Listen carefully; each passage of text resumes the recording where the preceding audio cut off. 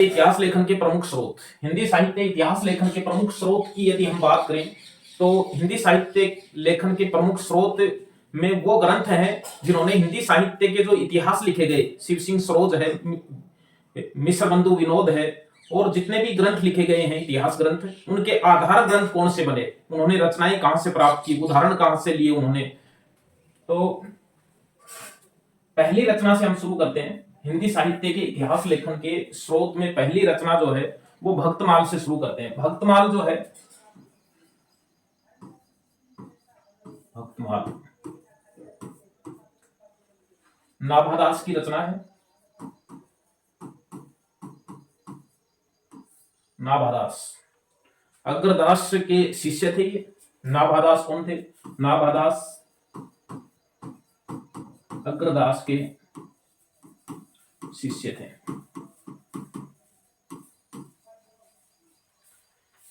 अग्रदास के शिष्य थे। नारायण दास नाम भी इनका एक अलग जगह पे मिलता है, लेकिन नाभादास नाम जो है वो हमें याद रखना है। रचना काल की यदि हम बात करें, रचना काल यानी नाभादास की भक्तमाल जो है उसका रचना काल यदि हम बात करें तो 1585 है। यदि सामान्यतः सीधा प्रश्न आ जाए कि रचना काल क्या है तो 1585 जो है वो भक्तमाल का रचना काल है। यदि नगेंद्र के अनुसार पूछा जाए, नगेंद्र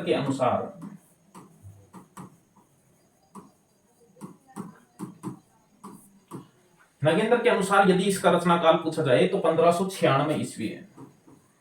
1596 ईस्वी यानी भक्तमाल का रचना काल 1596 ईस्वी माना है। एक अन्य यदि हम विद्वान की बात माने, महावीर सिंह गहलोत की यदि हम बात माने, महावीर सिंह गहलोत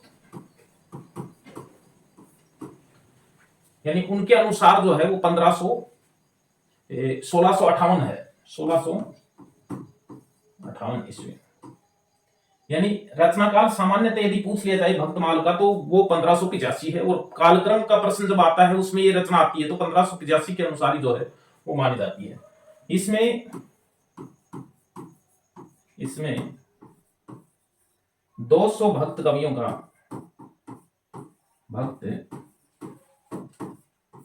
का चरित्र है। 200 भक्त कवियों का इसमें चरित्र है, और 316 छप्पे में ये लिखा गया है। 316 छप्पे छंद में ये लिखा गया। 316 छप्पे छंद में ये लिखा गया है, और तुलसी को अपने ग्रंथ में यानी नाभादास ने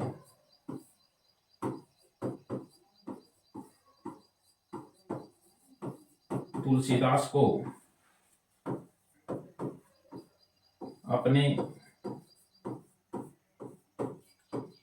ग्रंथ का सुमेरु कहा है।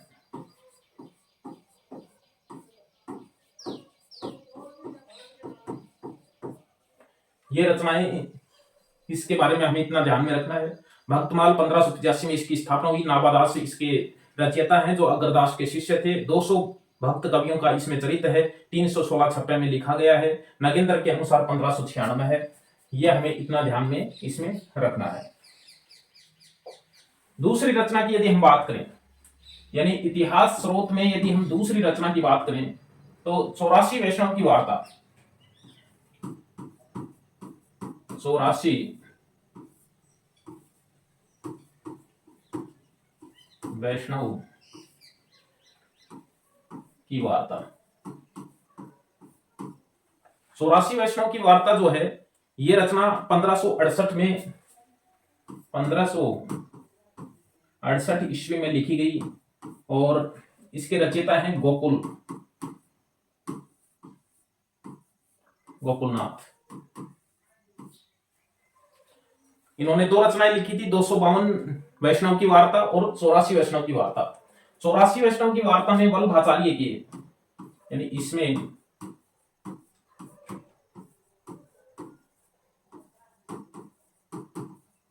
वल्लभ आचार्य के 84 शिष्यों का उल्लेख है।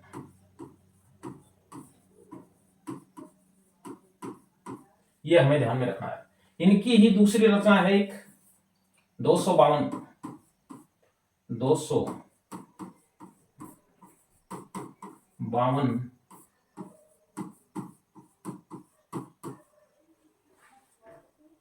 वैष्णव 252 वैष्णव की वार्ता 1568 ईस्वी में लिखी गई थी। 1568 ईस्वी में यह भी लिखी गई थी और इसके रचयिता भी कौन है? गोकुलनाथ है। गोकुलनाथ ने वल्लभाचार्य के 84 शिष्यों की 84 वैष्णव की वार्ता लिखी और फिर 252 वैष्णव की वार्ता में विठलनाथ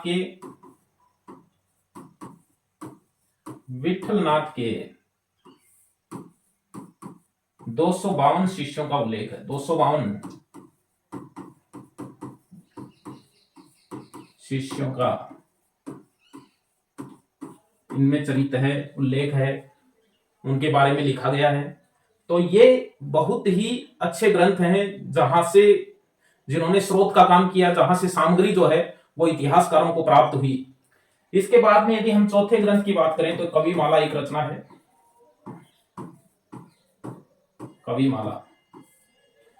कविमाला के जो रचयिता हैं वो है तुलसीदास। तुलसीदास नहीं है, 1655 में इसकी रचना हुई। इसका रचना काल है 1655 और तुलसी इसके रचयिता हैं। तुलसीदास नहीं है, ये राम भक्त कवि तुलसीदास दूसरे थे, क्योंकि उनका निधन तो 1623 में हो चुका है। तुलसीदास का जीवन काल है 1532 से 1623 और ये 1655 में लिखी गई है। तो ये तुलसी दूसरे हैं और इसमें इन्होंने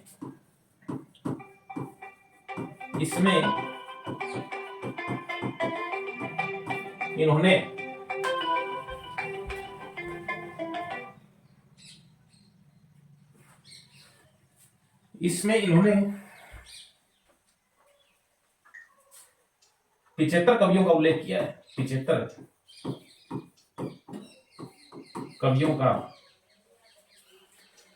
कवियों की रचनाओं का संकलन है। 75 कवियों की रचनाओं का संकलन है।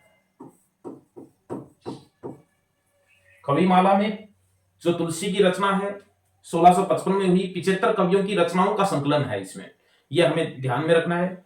इसके बाद में पांचवी रचना की हम बात करें, कालिदास हजारा जो है,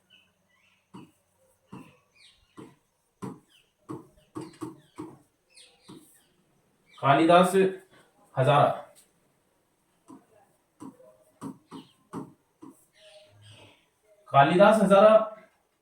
कालिदास त्रिवेदी की रचना है। कालिदास त्रिवेदी की रचना है। कालिदास हजारा कालिदास त्रिवेदी की रचना है और इसका रचना काल की यदि हम बात करें तो कालिदास हजारा का रचना काल है 1718 ईस्वी। 1718 याद रह जाएगा। 1718 इसका रचना काल है और 212 इसमें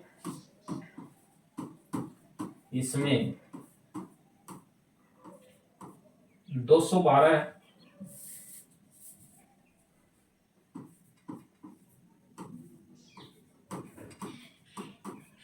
कवियों के 1000 पद्य संग्रहित हैं।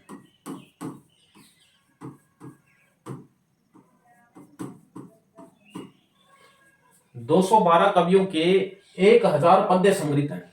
शिव सिंह सरोज का रचना आधार भी ये ग्रंथ है, ये हमें ध्यान में रखना है। शिव सिंह सरोज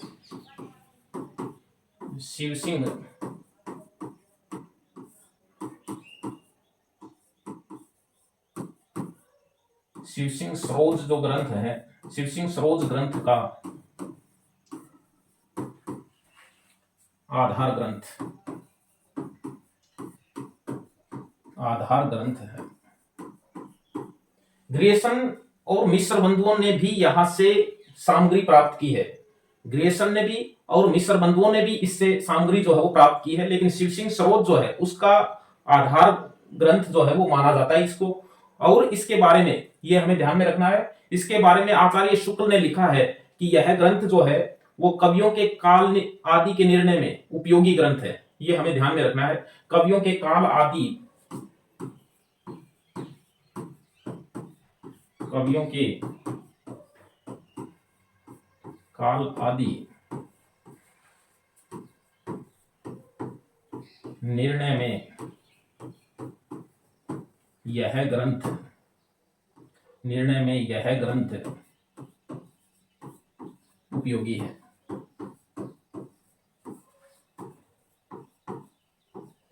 यह हिंदी साहित्य के इतिहास में लिखा है आचार्य रामचंद्र शुक्ल ने।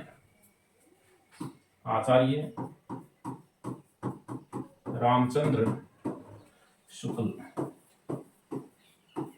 क्योंकि आचार्य रामचंद्र शुक्ल जी की पंक्तियां आती रहती हैं तो इनके बारे में यानी इस ग्रंथ के बारे में इन्होंने लिखा है कि कवियों के काल आदि निर्णय में यह ग्रंथ जो है वो उपयोगी ग्रंथ है।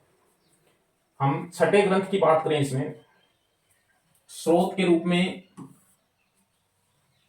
एक अलंकार रत्नाकर है। अलंकार रत्नाकर अलंकार रत्नाकर 1735 इसका रचना काल है। 1735 ईस्वी इसका रचना काल है और इसके रचयिता हैं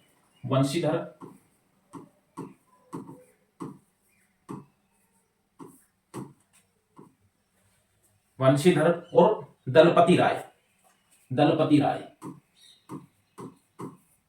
दो नाम मिलते हैं, वंशीधर और दलपति राय। अब देखो, अलंकार रत्नाकर है तो अलंकार से संबंधित ग्रंथ है, लेकिन इसमें 44 कवियों का उल्लेख है। इसमें 44 कवियों का उल्लेख है।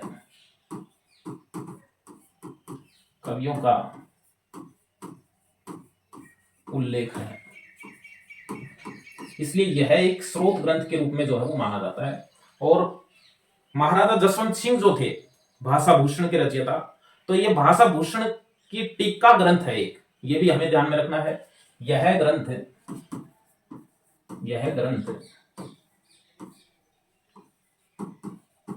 भाषा भूषण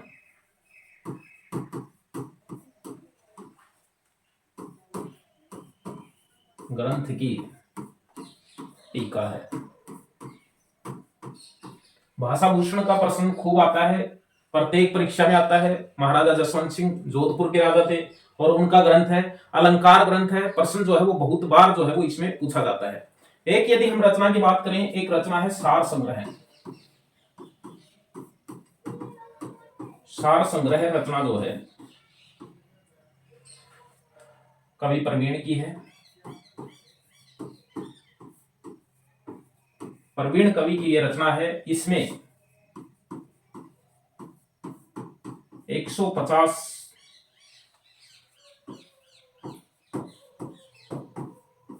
कवियों की रचनाएं हैं। तो 150 कम नहीं होते हैं। 150 कवियों की रचना यदि हमें कहीं एक जगह मिल जाए तो वो बहुत जो है वो अच्छी सामग्री के रूप में जो है वो काम करती है। अब इसमें 8 नंबर का ग्रंथ हम देखें स्रोत के रूप में,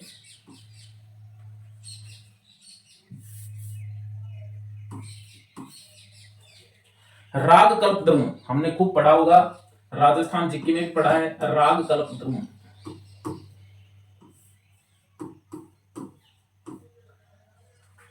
राग कल्पद्रुम जो रचना है ये 1843 की है। 1843 ईस्वी में लिखी गई ये रचना है और इसके रचयिता जो है वो कृष्णानंद व्यास हैं। कृष्णानंद व्यास। राग कल्पद्रुम जो है वो इस ग्रंथ के बारे में हमें ये पता होना चाहिए कि यह एक संगीत ग्रंथ है। यह एक संगीत ग्रंथ है।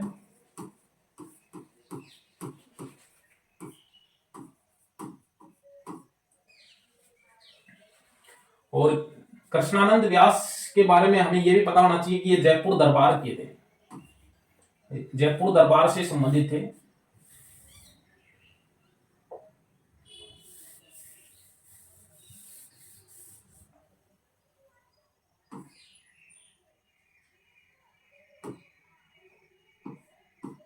जयपुर दरबार से संबंधित थे।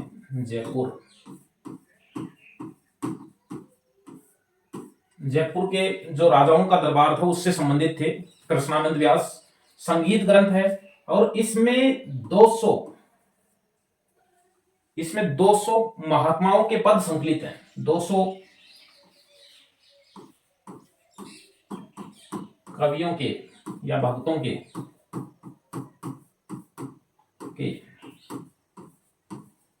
पद संकलित हैं।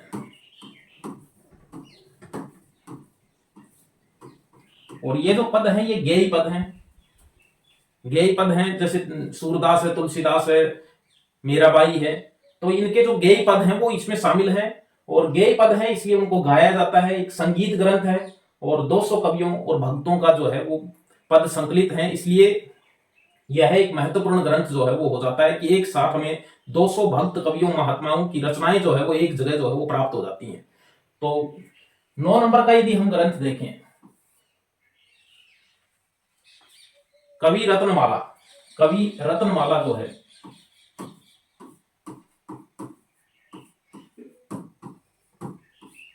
कवि रत्नमाला का नाम हमने राजस्थान जीके में खूब पढ़ा होगा, राजस्थानी साहित्य में पढ़ा है।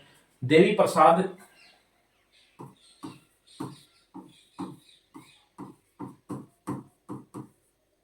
मुंसिफ इसके रचयिता हैं। देवी प्रसाद मुंसिफ इसके रचयिता हैं। और यह ग्रंथ इसलिए महत्वपूर्ण है क्योंकि इसमें राजस्थान के 108 कवियों का उल्लेख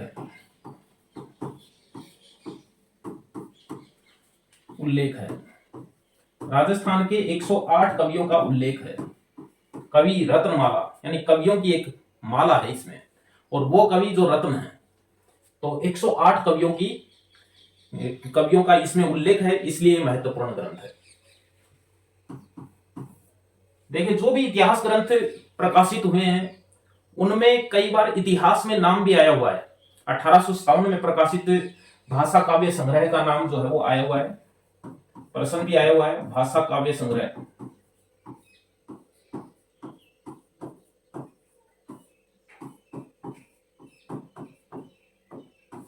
यह हमें ध्यान में रखना है, 1857 में प्रकाशित हुआ था। यह प्रश्न भी आया हुआ है कि निम्न में से कौन सा ग्रंथ, इतिहास ग्रंथ सबसे पहले प्रकाशित हुआ। आंसर भाषा काव्य संग्रह जो है वो आया हुआ है, महेश दत्त शुक्ल का लिखा हुआ है।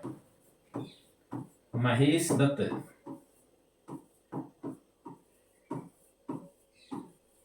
लेकिन पहले इतिहास ग्रंथ में इसका नाम नहीं आता है क्योंकि इसमें इतिहास जैसा कुछ है नहीं, क्योंकि इसमें काव्य संग्रह लिखा हुआ है, एक संग्रह मात्र रचना हो गई है। लेकिन ये सबसे पहले इतिहास ग्रंथ में है 1857 में, और एक इतिहास की जैसी जो है वो एक शैली इसमें अपनाई गई है, लेकिन पूर्णतः ये इतिहास जो है वो है ही नहीं। तो इसलिए, लेकिन प्रश्न इसका आया हुआ है भाषा काव्य संग्रह की रचना कब हुई और इसके रचयिता कौन है, ये हमें इसमें ध्यान में रखना है। ये कुछ प्रमुख ग्रंथ थे, और भी छोटे ग्रंथ खूब हैं इसमें, रीतिकाल में भी खूब लिखे गए हैं ऐसे जो कवियों की रचनाओं के संकलन से संबंधित हैं, उनके कवियों के उल्लेख से संबंधित हैं। लेकिन ये जो ग्रंथ लिखे हैं इनके प्रश्न जो है वो ज्यादातर परीक्षाओं में आते हैं। ये इतिहास ग्रंथ नहीं है, लेकिन इतिहास लेखन के स्रोत ग्रंथ हैं ये, कि स्रोत के रूप में इन्होंने काम किया है। इतिहास जो लिखे गए उनके आधार भूमि इन्होंने जो है वो तैयार की है। फिर मिलेंगे किसी अच्छे बिंदु के साथ, तब तक के लिए बाय।